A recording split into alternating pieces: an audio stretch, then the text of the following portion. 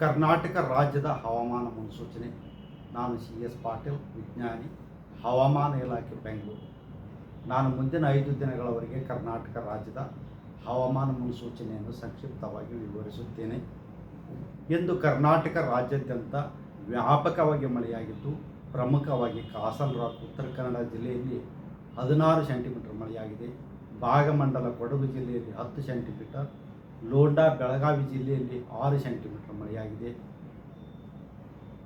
ಈಗಿರುವ ಹವಾಮಾನದ ಸಿನಾಪ್ಟಿಕ್ ಸ್ಥಿತಿ ಏನೆಂದರೆ, ಪೂರ್ವ ಅರಬ್ಬಿ ಸಮುದ್ರದ ಗೋವಾ ಹಾಗೂ ಕೊಂಕಣ ಕರಾವಳಿ ಹತ್ತಿರ ವಾಯುಭಾರ ಕುಸಿತವಾಗಿದ್ದು, ಅದರ ಜೊತೆಗೆ ಸರ್ಕ್ಯುಲೇಷನ್ ಕೂಡ 5.8 ಕಿಲೋಮೀಟರ್ ಎತ್ತರದವರೆಗೆ ಇದೆ.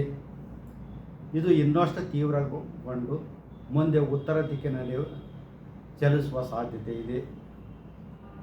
ಇದರ ಪ್ರಭಾವದಿಂದ ಕರ್ನಾಟಕ ರಾಜ್ಯಾದ್ಯಂತ ಎಲ್ಲ ಜಿಲ್ಲೆಗಳಲ್ಲಿ ಮೇ 24ರಿಂದ ಮೇ 28ರವರೆಗೆ ವ್ಯಾಪಕವಾಗಿ ಮಳೆಯಾಗುವ ಹೆಚ್ಚಿನ ಸಾಧ್ಯತೆ ಇದೆ.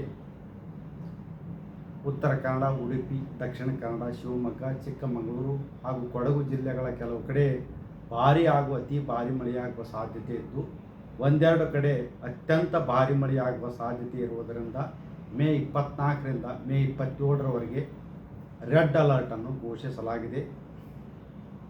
ಬೆಳಗಾವಿ, ಧಾರವಾಡ,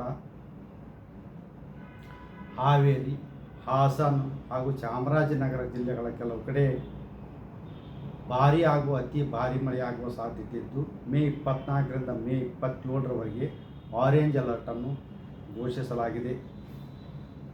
ಉಳಿದ ಎಲ್ಲ ಜಿಲ್ಲೆಗಳಿಗೆ ಯೆಲ್ಲೋ ಅಲರ್ಟನ್ನು ಕೊಡಲಾಗಿದೆ. ಬೆಂಗಳೂರಿನಲ್ಲಿ ಕೂಡ ಮೇ 24ರಿಂದ ಮೇ 28ರವರೆಗೆ ಮಳೆಯಾಗುವ ಹೆಚ್ಚಿನ ಸಾಧ್ಯತೆ ಇದೆ. ಮಳೆಯು ಗುಡುಗು ಹಾಗೂ ಮಿಂಚಿನಿಂದ ಕೂಡಿದ್ದು, ಅದರ ಜೊತೆಗೆ ಬಿರುಗಾಳಿಯು ಕೂಡ ಪ್ರತಿ ಗಂಟೆಗೆ 40ರಿಂದ 50 ಕಿಲೋಮೀಟರ್ ಇರುವ ಹೆಚ್ಚಿನ ಸಾಧ್ಯತೆ ಇದೆ.